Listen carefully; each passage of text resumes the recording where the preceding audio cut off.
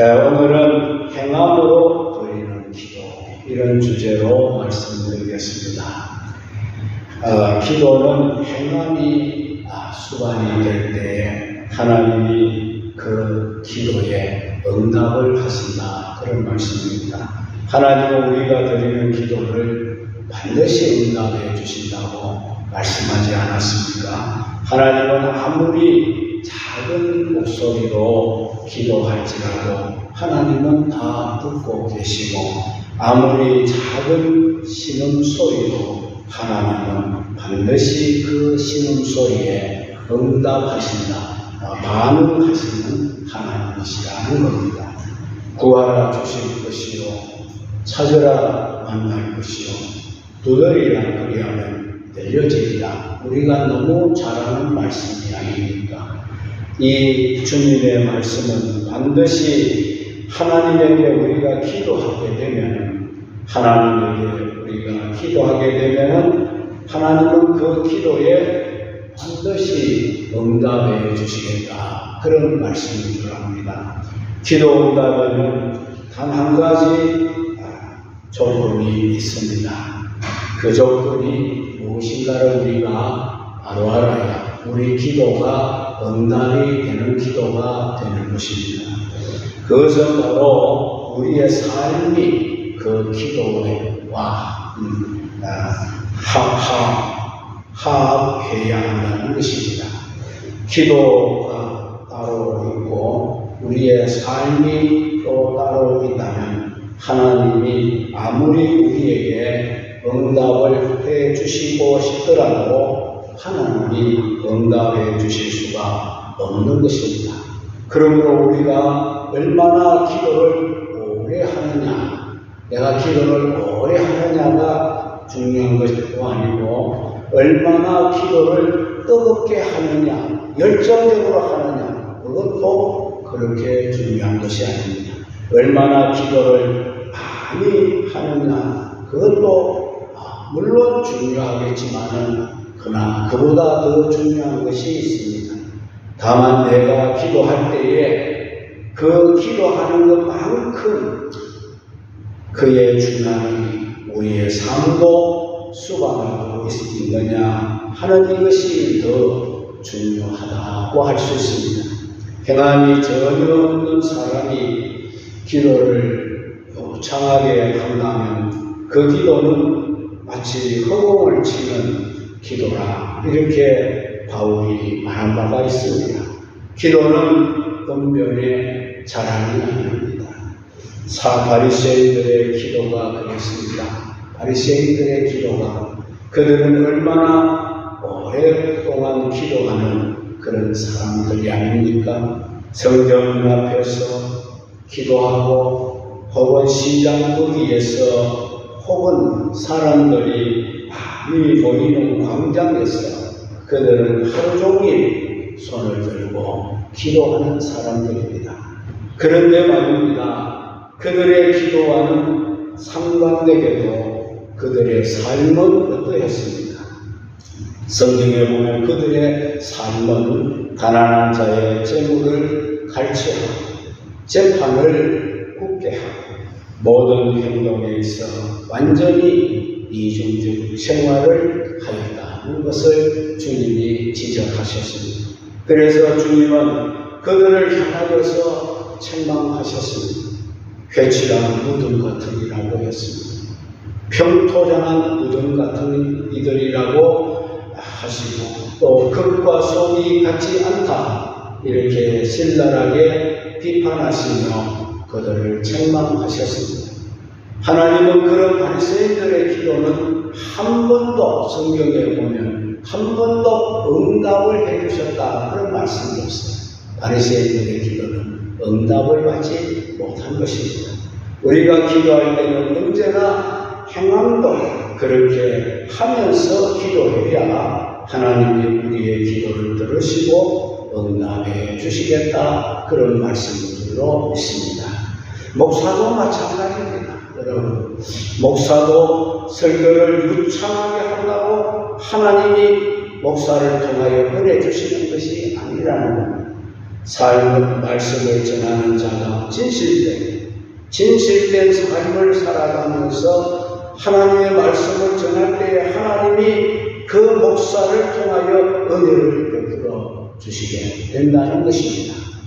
기도나 설교나 다 같이 그것을 수행하는 사람이 자기 행함도 그 기도와 같이 행할 때에 그 기도를 하나님이 들으시고 하나님께서 응답도 하시고 또 그 설교에 은혜가 넘치게 하시겠다는 말씀입니다.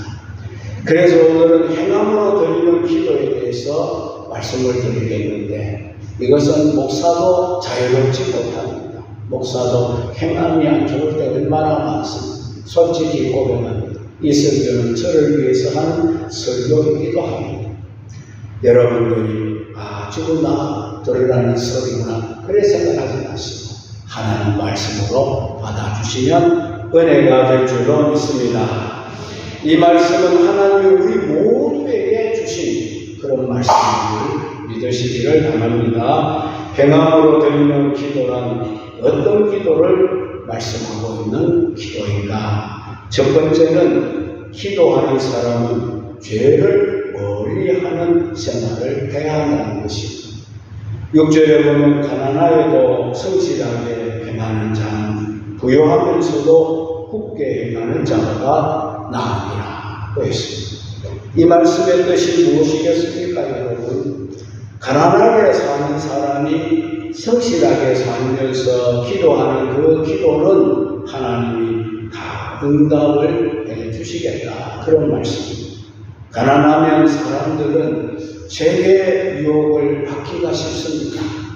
여러분이 내가 넉넉하면은 유혹을 잘 안 받습니다. 그러나 내가 늘 모자라고 부족함이 많을 때 유혹을 받게 된다는 겁니다. 그러나 그 죄의 유혹들을 물리치고 성실하게 기도하면 하나님이 그런 사람의 기도는 반드시 응답을 하시겠고 하나님이 축복하시는 날이 그에게 반드시 찾아오게 되는 줄로 믿으시기 바랍니다. 반대로 부유한 사람이 굳게 행하면서 기도하는 그 사람의 기도는 하나님이 듣지 않겠다 이렇게 말씀했습니다. 여기서 굳게 행한다 이 말의 뜻이 무엇입니까? 올바르지 못하게 사는 삶을 가르치는 말씀일 것입니다. 생활은 항상 굳게 살면서 아무리 우리가 하나님에게 기도를 한들 하나님은 그런 사람들의 기도에는 무반응 하시겠다. 듣지 않겠다. 그런 말씀입니다. 야고보서 4장 3절에 구하여도 받지 못함은 정욕으로 서로 잘못 구하였기 때문이라 했습니다. 죄를 지으며 드리는 기도에는 하나님이 응답하지 않으시겠다. 그런 말씀입니다. 우리의 기도가 항상 선해야 합니다. 우리 기도가 악하면 안 됩니다. 어떤 사람은 기도를 악하게 드립니다. 하나님, 저 사람에게 그 예수님의 제자들처럼 사마리아 사람이 예수님을 자기들이 영접하지 않는다고 예수님 저 하늘에서 배란을 때려가지고 저들을 다 소멸시키시라 이렇게 했습니다. 여러분, 우리는 남을 저주하는 그런 기도를 하면 안 됩니다. 항상 나에게 좋게 대하는 사람도 나에게 좀 아픔을 주는 사람도 그 사람 위해서 기도하면 그 기도가 그 사람에게 돌아가지 아니하면은 그 기도가 누구에게로 돌아옵니까? 나에게로 돌아옵니다. 그래서 원수까지도 사랑하고 원수를 위해서도 기도하라. 믿습니까? 죄를 지으려 드리는 기도는 하나님이 응답을 못하십니다. 그 죄가 하나님의 응답의 통로를 막아버리는 거예요. 우리의 기도가 항상 그래서 선한 기도를 하라. 우리 기도에 죄가 묻어 있으면 하나님이 듣지 않으시리라 그런 말씀도 있습니다. 그러므로 기도하는 우리는 먼저 우리의 삶이 이 죄와 연결되어지는 모든 고리를 다 끊어내고 하나님 앞에 기도할 때에 하나님이 우리 기도를 들어주실 줄로 믿습니다. 요즘 전세 사기치는 사람들이 많지요. 젊은이들의 꿈을 송두리째 앗아가는 아주 나쁜 사람들이에요. 사회적으로 많은 지탄을 받는 사람들이에요.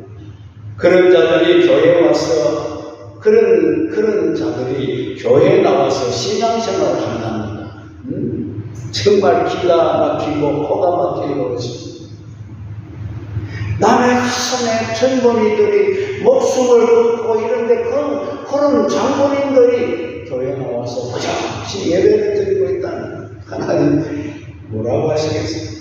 하나님은 행함이 없는 기도는 응답하지 않는다는 것입니다. 나는 거룩하니 너희도 거룩할지니라. 하나님, 나는 거룩하니 너희도 거룩해야 된다. 그렇게 말씀하셨어요. 우리의 삶이 죄가 없는 삶이 되어 하나님도 우리 기도를 응답해 주시는 것입니다.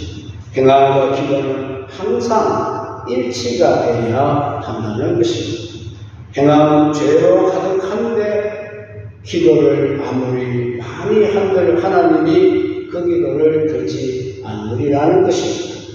출애굽기 8장 28절에 보면 강팍한 바로가 계속해서 하나님을 대적하면서 자기가 다급하게 되어지면 모세와 아론을 궁으로 불러들여서 기도 부탁을 합니다. 나를 위해서 기도해달라. 그렇게 악하게 사는 왕이 나를 위해서 기도해달라. 그래서 마음씨 좋은 모세와 아론이 그 악한 바로를 위해서 기도를 해줍니다. 그러면 그 재앙이 멈추어지고 그렇게 될 때에 이 바로가 숨통이 튀어서 숨을 쉬게 되면은 또 악행을 저질렀습니다. 그러다 결국은 그는 비참한 최후를 맞습니다. 바로의 잘못이 무엇입니까, 여러분? 계속 악행을 하면서도 모세에게 아론에게 기도해달라고 한 것이 잘못이라는 겁니다. 내가 악행을 계속하면서 다른 사람들이 나를 위하여 기도한들 무슨 소용이 있겠느냐 그 말이에요. 그러나 반대로 사도행전 6장에 보시게 되면 초대교회 7 집사님들을 세울 때에 그들은 어떤 사람들이었습니까? 성령이 충만한 사람들이었어요. 성령이 충만해요. 두 번째, 그 사람들은 지혜가 충만했더라고 했습니다. 그리고 그 사람들은 칭찬을 받는 사람들이었더라고 했습니다.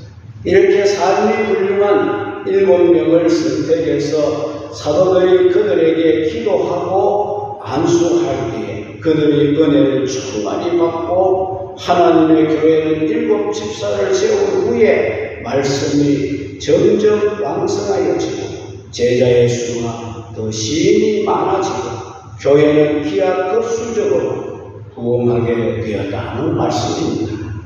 행함이 있는 사람들 위해 하나님은 은혜를 내리시고 하나님은 축복을 내리시고 응답해 주시는 줄 믿으시기 바랍니다. 두 번째입니다.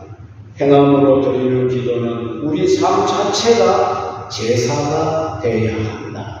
그것도 산제사가 되어야 하는 것입니다. 7절 8절에 보면 율법을 지키는 자는 지혜로운 아들이요 음식을 탐하는 자와 사귀는 자는 아비를 욕되게 하는 자니라. 중한 별리로 자기 재산을 늘리는 것은 가난한 사람을 불쌍히 여기는 자를 위해 그 재산을 저축하는 것이라고 했습니다.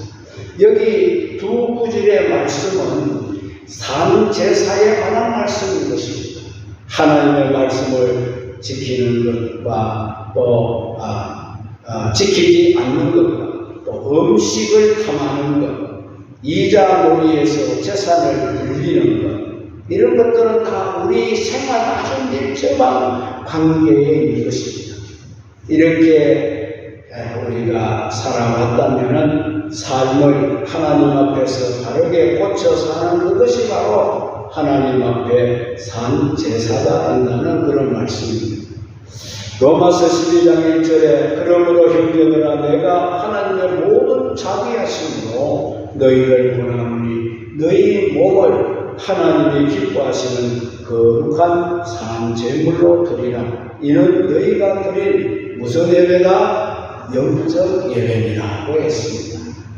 여러분, 산 제사가 무엇입니까? 우리의 삶을 말합니다. 우리의 생활 그 자체가 예배가 되고 우리 생활 그 자체가 제사가 되어야 된다. 생활이 산 제사 곧 영적 예배라는 말씀이 되겠습니다. 우리에게는 두 가지 제사가 동시에 이루어져야 합니다. 성경에 나와서 우리는 예배 순서를 따라 드리는 이 예배도 우리는 중요하게 드려야 합니다. 그리고 이 성전에서 예배를 마치고 성전 바깥으로 나가서 우리의 삶의 현장으로 돌아가서 우리의 생활 속에 삶 속에서도 계속해서 제사를 드리는 심정으로 우리가 생활을 해야 합니다. 그 예배가 바로 산제사 예배입니다. 예를 들어 우리가 거주하는 곳에서도 하나님 말씀을 지키고 생활을 해야 하고 우리가 물질 문제에서도 그 물질을 너무 탐하다가 죄를 짓는 일을 삼가해야 하고 그리고 부를 추측함에 있어서도 과도하게 나의 이만을 추구함으로써 다른 사람들로부터 원성을 들어서는 안 된다는 것입니다. 탐심은 우상숭배라고 하지 않았습니다. 우상은 하나님이 가장 싫어하시는 겁니다. 내 마음에 이런 우상들을 가진 상태로 예배를 드린다면 하나님이 그 예배를 받아주시지 않으시겠다. 그런 말씀입니다. 우리 삶이 주님 중심이 아니라 우상 중심이 되면 하나님이 그 예배를, 그 삶을 하나님 배척하십니다. 이런 모순된 삶을 소유하고 있다면 우리가 하나님 앞에 산제사를 드리지 못하게 될 것입니다. 우리가 교회에 와서 예배를 드리고 삶의 현장으로 돌아가서는 말씀을 잘 지키고 물질을 하나님보다 더 사랑하지 아니하고 과도한 부를 축적하려고 욕심을 과도히 부리다가 많은 사람들로부터 비난을 받지 아니하는 그런 절제된 삶을 살아가는 이것이 바로 우리 삶의 제사요. 이것이 하나님에게 행함으로 드리는 기도요 예배라는 것입니다. 여러분에게는 이런 행함으로 드리는 기도가 여러분 삶 속에 있습니까? 이런 기도는 그 자체가 하나님 앞에 행함으로 드리는 기도가 되고 또한 산 제사가 되어질 줄로 믿습니다. 프랑스 유명한 영웅 나폴레옹에게 나폴레옹 군대에 나폴레옹과 똑같은 이름을 쓰고 있는 한 말썽꾸러기 병사가 있었습니다. 그 병사는 늘 사고만 치고 말썽을 일으키는 병사였습니다. 그래서 나폴레옹이 한 번은 그 병사를 불렀답니다. 그리고 그 병사에게 자네 이름이 뭐냐 물었더니 그러자 그 병사가 말하기를 제 이름은 나폴레옹입니다. 그때 그 사람을 향하여 나폴레옹이 너도 나와 같은 나폴레옹이라는 이름을 가졌구나. 그렇다면 너는 오늘부터 너의 행실을 고치든지 아니면 너의 이름값을 하든지 아니면 너의 이름을 바꾸라고 했습니다.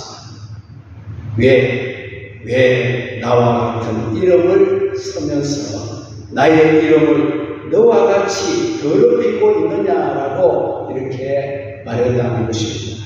그 말을 들은 문제투성이 병사는 그 순간부터 자신의 삶을 고쳐서 말썽꾸러기 병사가 모범적인 병사로 변화하게 된다. 그런 일화가 있습니다.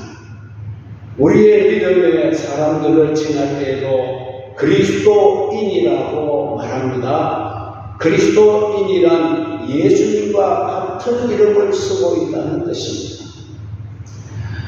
그러므로 우리가 현실을 잘못 가질 때에 그것은 곧 그리스도이신 예수님의 이름의 욕을 돌리게 되는 일이라는 겁니다.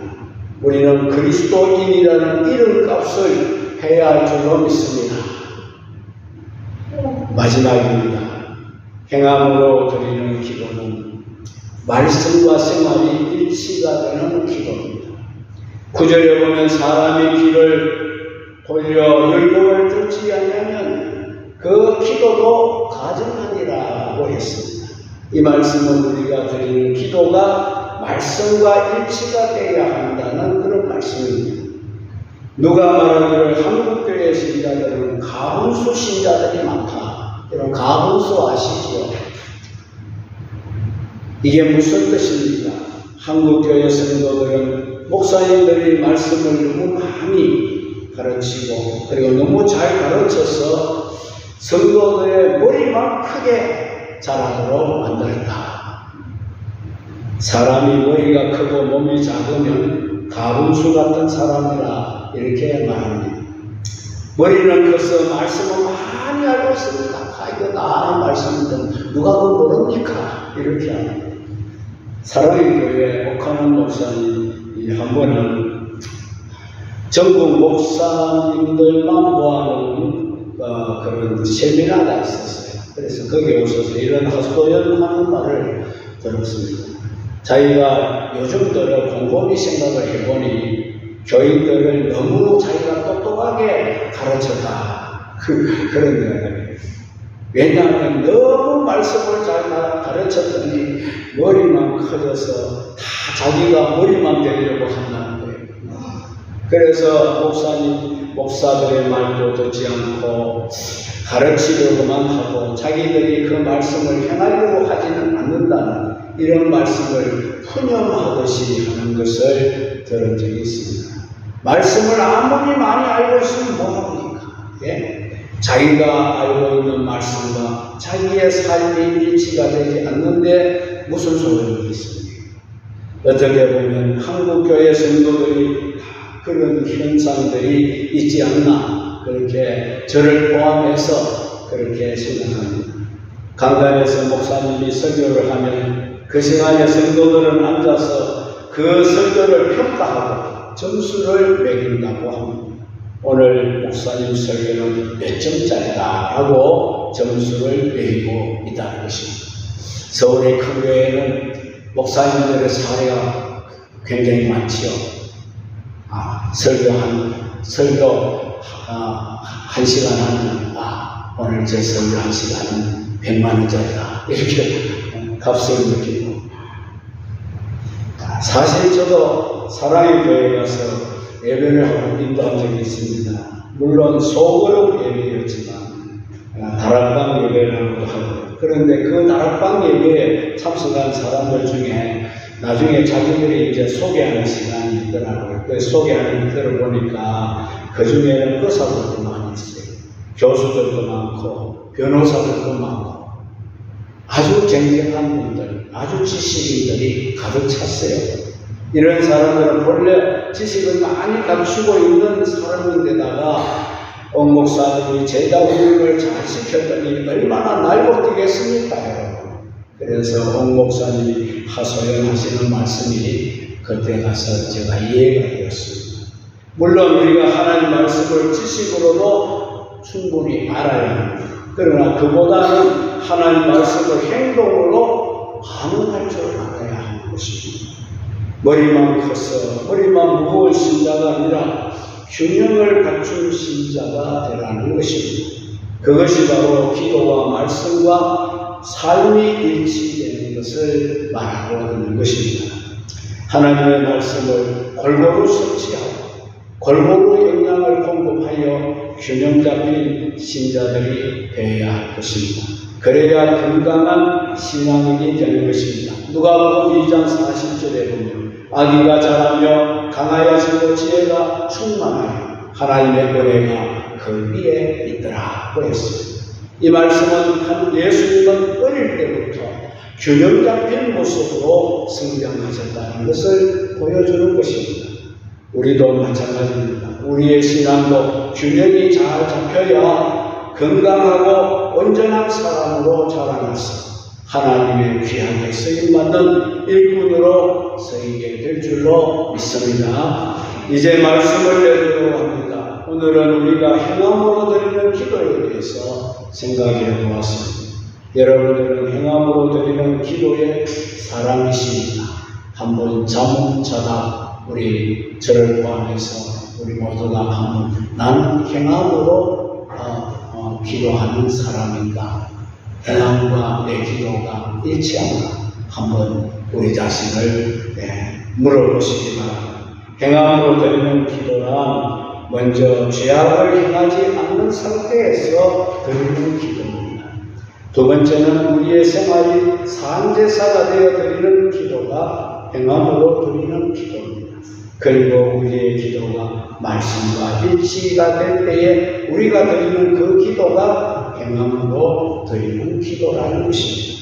하나님이 받으시기에 가장 기뻐하시는 향기가 나는 기도가 어떤 기도겠습니까? 그것은 오늘 우리에게 들려주신 행함으로 드리는 기도가 아닐까요?